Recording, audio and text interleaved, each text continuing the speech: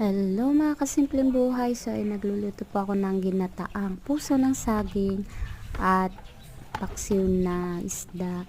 Binalot ko sa dahon ng gabi. So ayan, pinigaan ko sa asin yung puso ng saging at eto naman tinimplahan ko muna bago siya ibalot sa dahon ng gabi. So ayan, sinalang ko na rin po yung ating ginataang Mami. puso ng saging. Ayan, nilagyan na natin ng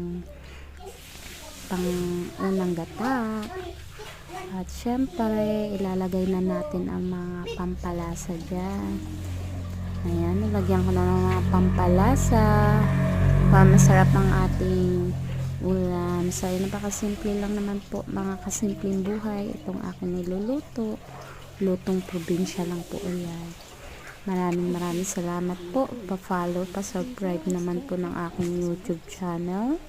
Maraming salamat po.